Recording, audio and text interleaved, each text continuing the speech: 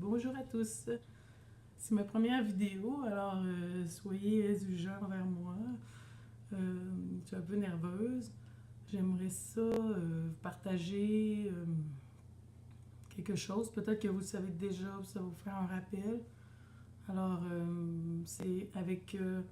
j'ai appris ça dans le séminaire que j'ai suivi avec Guy Courneau et son équipe en 2009 sur la transformation de soi, qui m'a vraiment transformée à l'intérieur. Alors, on a appris qu'on a toute une essence à l'intérieur. Ça s'appelle un élan créateur, si on veut. Moi, c'est l'exploratrice ou chercheuse ou qui aime apprendre ou la connaissance. C'est ça qui me stimule. Il y en a que ça peut être la construction, il y en a que ça peut être soignant, accueillant, artiste. Il y en a peut-être d'autres que je n'ai pas nommés. Mais c'est comme sinon, il y en a juste peut-être un ou deux autres là, que je connais pas. Alors, moi, à travers ce séminaire-là, j'ai appris beaucoup à propos du personnage, ou plutôt, si on veut, l'ego. Le personnage, c'est la personnalité ou la fausse personnalité qu'on se crée quand on est jeune pour être aimé. Pour notre survie ou pour être aimé, c'est ça.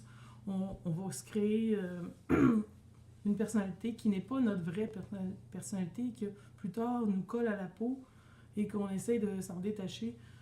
Et des fois, on peut vivre beaucoup de culpabilité, frustration, on ne sait pas pourquoi, mais c'est qu'on essaie de s'identifier à cette personnalité-là qui est pas vraiment nous. Dans le fond, on n'est pas cette personnalité-là. Donner un exemple, ou vous pouvez essayer de penser à quel type de personne vous étiez quand vous étiez jeune. Quelle personnalité vous avez développée? Comme moi, je peux dire que c'était la bonne fille, qui écoute, qui est gentille, qui dérange pas, qui fait pas de problème, puis comme ça, elle est fière d'elle parce que tout le monde l'aime, puis qu'elle dérange personne. Fait que j'ai développé ça, mais rendu adulte, on vit des fois des situations où on se sent coupable pour plein de choses, on feel cheap si on n'adhère pas à cette image-là, mais qui n'est pas vraiment nous. C'est juste... on a appris que c'était ça qui est important, puis qu'on pense que c'est important, mais on n'arrive plus à s'en défaire, puis il faut comme se mettre à observer nos pensées pour réaliser que quand je me sens coupable de quoi? De ne pas adhérer à une image ou de ne pas satisfaire quelque chose que ma mère attendait de moi ou quelque chose que mon père attendait de moi, mais c'est quoi cette image-là? Elle me sert plus aujourd'hui.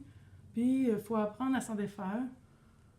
Si c'est pas déjà fait, mais c'est un travail qui se fait en plusieurs étapes, mais déjà d'observer ce qu'on vit, ce qu'on exige de nous-mêmes, ça peut nous dire, c'est-tu vraiment moi ou une image?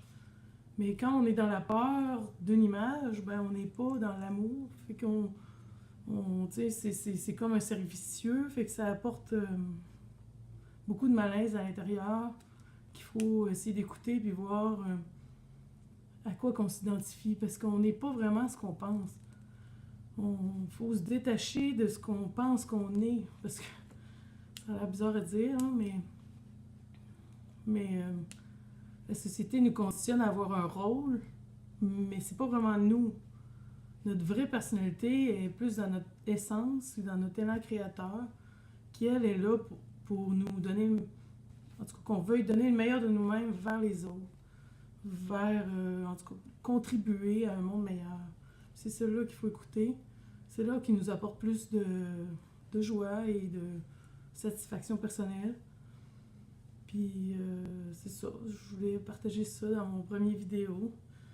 Si ça vous parle, ben au moins à une personne, ben, tant mieux, parce que j'avais déjà aidé une amie il y a quelques années avec ça, puis elle m'a dit encore que ça l'aidait à parler à sa petite personnalité qui, des fois, qui sent, quand elle se sent pas à la hauteur, mais elle sait que c'est parce qu'elle correspond pas à une image, en tout cas, elle travaille ça encore, que ben, elle y parle, ben, elle essaie de la réconforter. C'est comme faut tout ça, comme un travail, ça prend un entraînement intérieur pour essayer de s'en détacher. Parce que, tu sais, l'ego ou le personnage, il veut pas qu'on le laisse tomber, fait qu'il va tout faire pour qu'on l'aime.